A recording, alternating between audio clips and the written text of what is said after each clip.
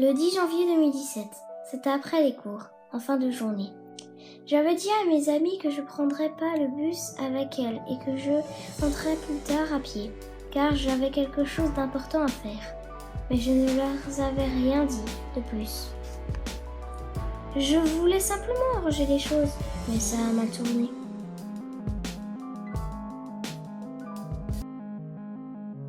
Je me suis donc dirigée vers la salle de mon ancienne professeure de français, Madame Parigot. La veille, je lui avais dit que je ne voulais lui parler de quelque chose d'important, mais elle me répondit qu'elle n'avait pas le temps et que je devais la rejoindre dans sa salle après les cours, le lendemain, c'est-à-dire aujourd'hui. Je voulais m'excuser pour ce que je lui avais dit et j'espérais qu'elle accepte mes excuses. Arrivée devant la salle, je vis qu'elle n'était pas là, mais qu'elle avait laissé un mot. Elle me demandait de l'attendre à l'arrière du lycée. Je suis donc allée. Quand je suis arrivée à l'arrière du lycée, elle n'était pas encore là, et le soleil commençait à se coucher.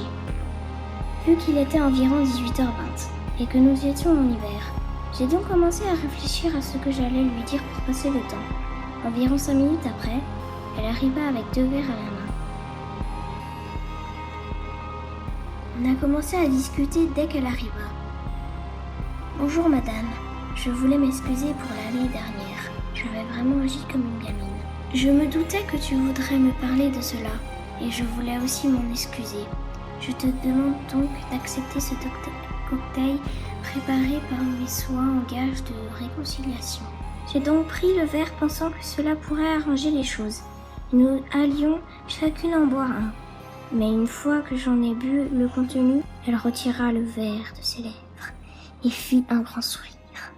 Mais quelques secondes après, je me sentis vraiment mal.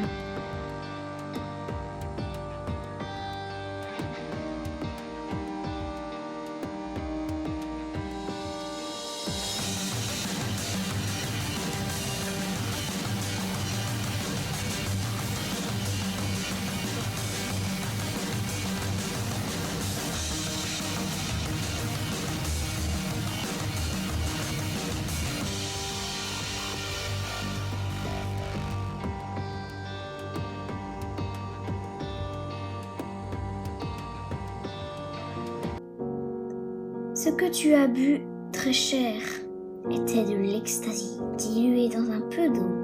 Si tu y avais réfléchi à 2 fois l'année dernière, tu aurais pu vivre.